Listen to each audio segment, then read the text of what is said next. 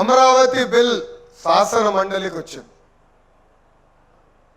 ఏం జరుగుతుందో శాసన మండలి చూసేదానికి మన అధినేత చంద్రబాబు నాయుడు గారు గ్యాలరీలోకి వచ్చి కూర్చున్నారు. అది తెలుసుకున్న సైకో వాళ్ళ ఎమ్మెల్యేలు పంపించి చంద్రబాబు నాయుడు గారి పైన దాడి చేయాలనుకున్నారు.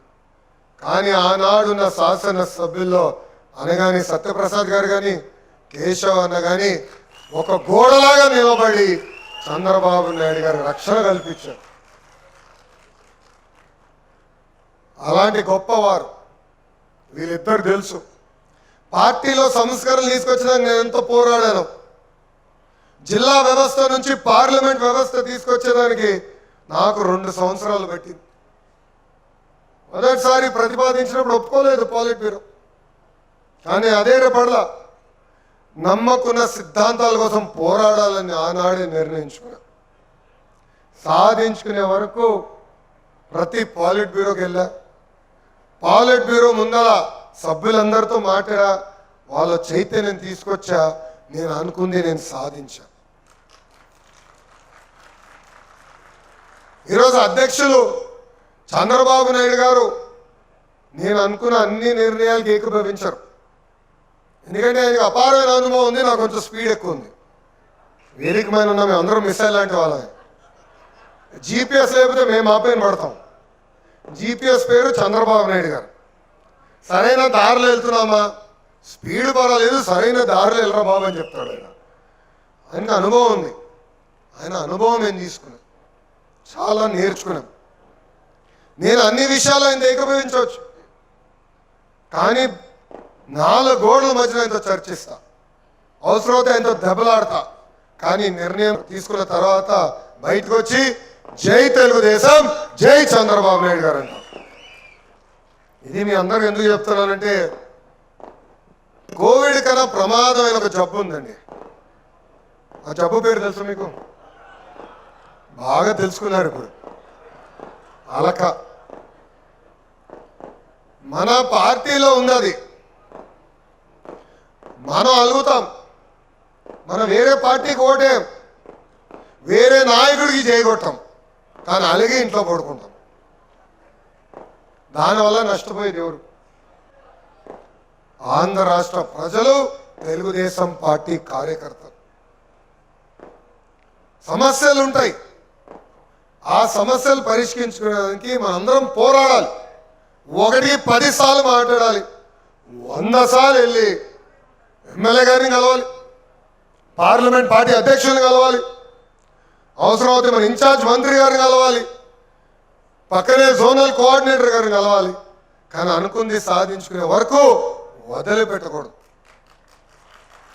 అంతేగాని అలిగి ఇంట్లో పడుకుంటే తీవ్రమైన నష్టం జరగబోతుంది. కార్యకర్తలందరినీ ఒక విషయం ఆలోచించమంటారు.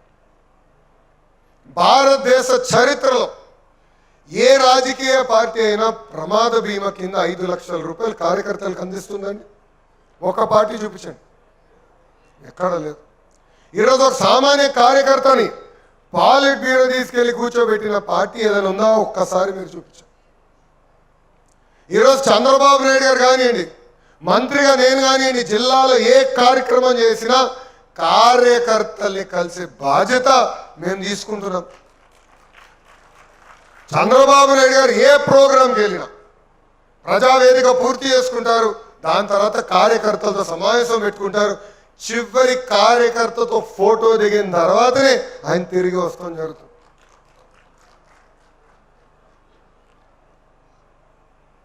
వేరే పార్టీ ఉంది, సైకో పార్టీ, ముద్దుగా గొడ్డల పార్టీ అని మేము పేరు పెట్టాం. వాళ్ళు తెలిసింది అది ఒకటే, గొడ్డలు పట్టుకునే రపరప అంటారు. అరే మీరు రపరప అనే ప్రతిపక్షంలో కూర్చున్నారా భయ్? ప్రతిపక్ష నేత హోదా కూడా ప్రజలు మీకు ఇవ్వలేదు. మీలాంటి వాళ్ళు ఎంతోమంది చూసాం, ఇలాంటి సినిమాలు ఎన్నో చూసాం. ఎండ్ కార్డ్ వేసేది మటుకు ఇక్కడున్న పసుపు సైన్యమని ఆ గొడ్డలి బ్యాచ్కి చెప్తున్నా. కార్యకర్తలు అందరూ నన్ను అడుగుతున్నారు, రెడ్ బుక్లో నెక్స్ట్ పేజ్ ఎప్పుడు ఉంటుందని. అరే రెడ్ బుక్ పేరు చెప్తేనే వాళ్ళకి పడిపోతుందిరా భయ్, ఏం చేయాలి చెప్పు? ఏనంటే రెడ్ బుక్ రాజ్యాంగం అంటున్నావు. ఎస్, ఎర్ర బుక్ పట్టుకుని ఊరు తిరిగిన, ప్రతి మీటింగ్లో చెప్పిన, ఎవరైతే చట్టాలు ఉల్లంఘించి ప్రజల్ని మా కార్యకర్తలు ఇబ్బంది పెట్టారో వాళ్ళని వదిలిపెట్టాం, చట్టపరమైన యాక్షన్ తీసుకుంటాం, తప్పనిసరిగా తీసుకుంటాం, ఎవరిని వదిలిపెట్టాం. ఆ డౌట్ కార్యకర్తలకు అవసరం లేదు. వాళ్ళు అసభ్యంగా మాట్లాడుతున్నారు. ఎస్, ఇప్పుడు కూడా చూస్తున్నాం, బూతులు తిడతారు, అసభ్యంగా మాట్లాడతారు. వాళ్ళకి ఇంకా బుద్ధి రాల. ఆ 11 కూడా వద్దనుకుంటున్నట్టున్నారు. ప్రజలు అన్నీ గమనిస్తున్నారు. నేను కార్యకర్తలందరినీ కోరేది ఒక విషయం, అహంకారం వద్దండి, అలక వద్దండి. ఈరోజు అహంకారం వల్లనే 151 11 అయింది. ప్రజలకి దగ్గర ఉందాం, ప్రజలతో మమేక్యం అవుదాం. సమస్యలు ఉంటాయి, అన్ని కోరికలు దేవుడు కూడా తీర్చలేడు, కానీ పనిచేసే బాధ్యత మనందరి పైన ఉంది. అది ఇక్కడ ఉన్నా మనందరం గుర్తుపెట్టుకోవాలి. ప్రత్యేకంగా వేదిక పైన ఉన్న పెద్దలు అది గుర్తుపెట్టుకోవాలని ఈ సభాముఖంగా కోరుతున్నాం. ప్రజలు ప్రతిదీ గమనిస్తున్నారు, మనం వేసే ప్రతి అడుగు చూస్తారు. నేను కూడా ఒక దశలో అదే పడ్డా. 2019 ఎన్నికలు ఓడిపోయిన తర్వాత ఇంత మంచి కార్యక్రమం చేసాం, ఇంత అభివృద్ధి చేసాం, కియా మోటార్స్ని ఏకంగా పెనుగొండ తీసుకొస్తే పెనుగొండ కూడా ఓడిపోయాం ఏంటి, నాకు బాధ కలిగింది, ఆవేదన కలిగింది.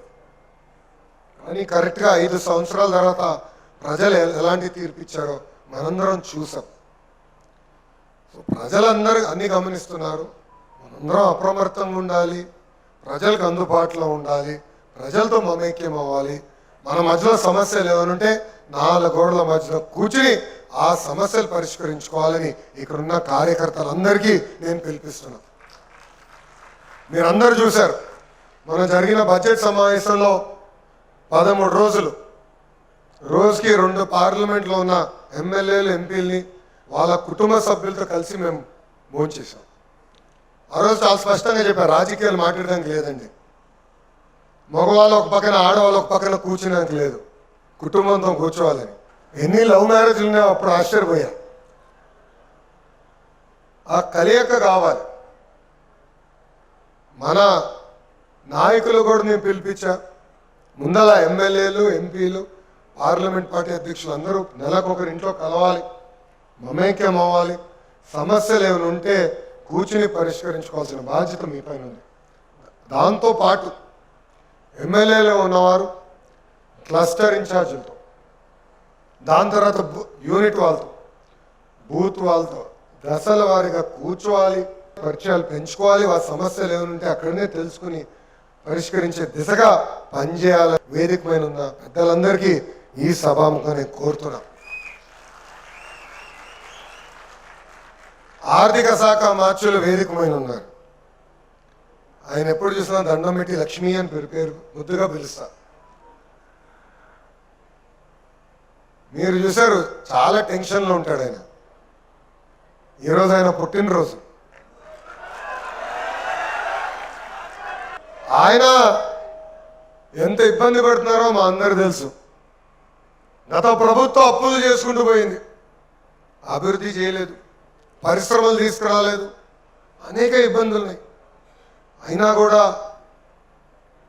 సూపర్ 6లో మనం హామీలు ఇచ్చాం, హామీలు నిలబెట్టుకోవాలని ఆహర్నిశలు ఆయన కష్టపడుతున్నారు. మీరు ఆలోచించండి, ఈరోజు భారతదేశంలో ఆంధ్ర రాష్ట్రం తప్ప ఏ రాష్ట్రంలో 4,000 రూపాయలు పెన్షన్ ఇవ్వట్లేదు. ధనిక రాష్ట్రాల్లో 2,000 రూపాయల పెన్షన్. అలాంటిది వృద్ధులకి 4,000 రూపాయలు, వికలాంగులకి 6,000 రూపాయలు, బెట్కి పరిమితం అవుతే 15,000 రూపాయలు అందించే ఏకైక రాష్ట్రం ఆంధ్ర రాష్ట్రం. తల్లికి వందనం. ఇంట్లో ఎంతమంది పిల్లలున్నా అంతమంది పిల్లలకి తల్లికి వందనం ఇచ్చాం. స్త్రీ శక్తి కింద మహిళలు ఈరోజు బస్సులో ఉచితంగా ప్రయాణిస్తున్నారు. దశల వారీగా అంటే సంవత్సరానికి 3 గ్యాస్ సిలిండర్లకి మనం డబ్బులు వేస్తాం.